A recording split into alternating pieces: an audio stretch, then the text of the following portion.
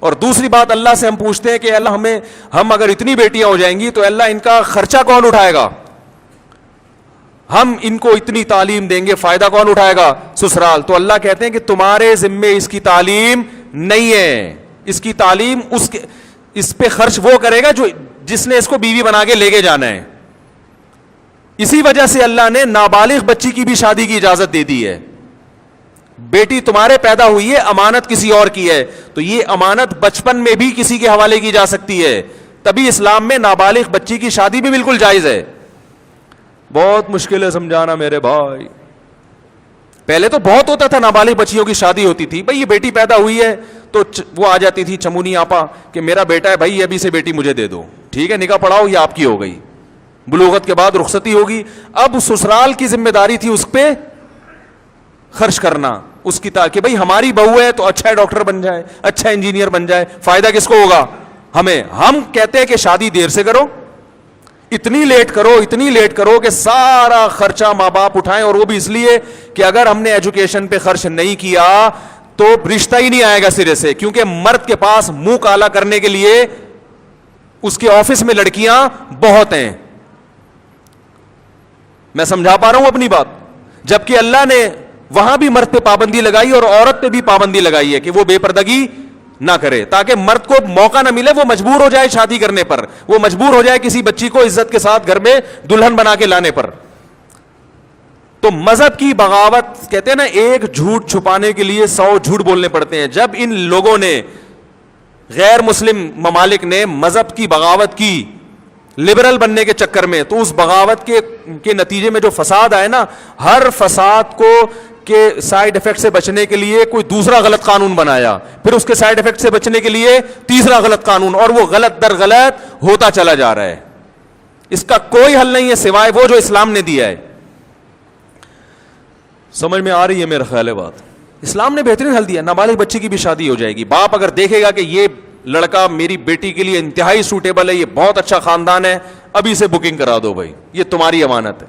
اور ہوتا ہے، میں گلگت گیا تو وہاں مجھے ایک عالم نے بتایا کہ بھائی میری بچی جب پیدا ہوئی ہے تو میری جو بہن تھی اس نے کہا دیا بھائی یہ میرے بیٹے کی ہو گئی.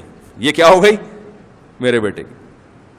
تو کہہ رہے میں نے نکاح تو نہیں کیا، کیونکہ نکاح کرنے میں نقصان یہ تھا کہ اگر وہ لڑکا بعد میں صحیح نہ نکلا، وہ پتہ چلا وہ چھٹے لگا رہا ہے بیٹھ کے، یا وہ تعلیم ہی حاصل نہیں کر رہا، تو پھر میرے پاس بعد میں نو کا آپشن بھی رہے. تو ہم بھی مشورہ دیتے ہیں کہ بھائی نکاح نہ کرو، کیونکہ وہ لڑکا پھر بعد میں خراب بھی ہو سکتا ہے. پہلے زمانے میں خیر غالب تھی، خراب ہونے کے چانسز کم تھے، تو صحابہ تو نابالغ بچیوں کا نکاح کرتے تھے. لیکن آج کل مسئلہ یہ ہے کہ وہ پتہ نہیں کیا نکلے بڑا ہوگا، ماحول بہت خراب ہے نا. اور ہم اس زمانے میں یہ بھی نہیں ترغیب دیتے کہ نابالغ بچی کو کہیں طے کر دیں. پہلے سے طے کرنے میں بھی نقصان ہے، کیونکہ منگنی توڑنا بھی ایک مصیبت ہے. بعد میں وہ مکھنچو نکلا. لیکن اتنا تو ہے کہ بچی جب بالغ ہو رہی ہے، بلوغت کی دہلیز پہ پہنچ گئی ہے، تو اب اس کی ساری ذمہ داری کس پہ ڈال دو؟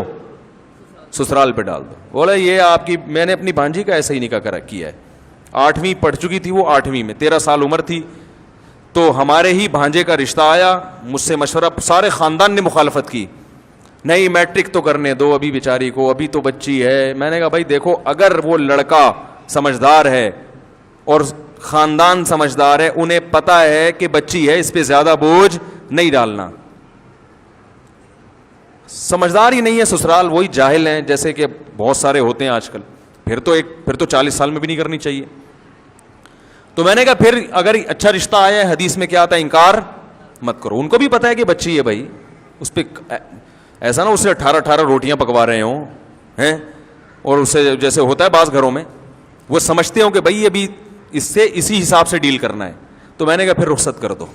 رہا مسئلہ کہ ابھی تو میٹرک بھی نہیں کیا، تو بھائی وہ جو ہمارا بھانجا ہے ہم اس سے بول دیں گے تمہاری بیوی ہے بھائی، اگر تم چاہتے ہو کہ تم دنیا کو فخر سے بتاؤ میری بیوی ڈاکٹر ہے، تو اس کو میڈیکل کالج میں آپ داخلہ دلوا دینا اپنے خرچے پہ. اور اگر آپ چاہتے ہو کہ آپ کی بیوی بالکل پڑھی لکھی نہ ہو، صرف گھر کے اندر ہی محدود رہے، تو آپ 8ویں کے بعد 9ویں پڑھانے کی بھی 9th میں بھی ایڈمیشن کی ضرورت نہیں ہے. اور اگر آپ چاہتے ہو کم از کم انٹر تو ہو، تو انٹر کرا دینا، کیونکہ فائدہ آپ نے اٹھانا ہے. تو آج سے خرچہ کس کا ہوگا؟ آپ کا ہوگا. سمجھ رہے ہیں کہ نہیں سمجھ رہے؟ یہ اسلام ہے. اب جو میری بھانجی تھی نا، اس کے والد بیچارے روزانہ 12 کلومیٹر اس کو اسکول لے کے جا رہے تھے. قریب میں کوئی اچھا اسکول نہیں تھا. روزانہ باپ کی ذمہ داری تھی صبح خود بھی مدرسے جانا ہے پڑھانے کے لیے, بچی کو پہلے 12-13 کلومیٹر بائک پہ لے کے جائیں گے, وہاں اسکول میں چھوڑنا ہے, پھر شام کو اسکول سے, کیونکہ اکیلی بچی کو اس طرح اتنی دور کنوینس میں بھیجنا بھی بڑا ایک یعنی احتیاط کے خلاف. اتنی محنت باپ کر رہا ہے, تو باپ کی محنت ہلکی ہو گئی کہ نہیں ہوگی؟ میں نے کہا اب یہ محنت کون کرے گا؟ اس کا میاں کرے گا. اس کو بولو یہ ذمہ داری اٹھانے کے لیے تیار ہو تو بچی دیں گے, ورنہ پتلی گلی سے نکلو.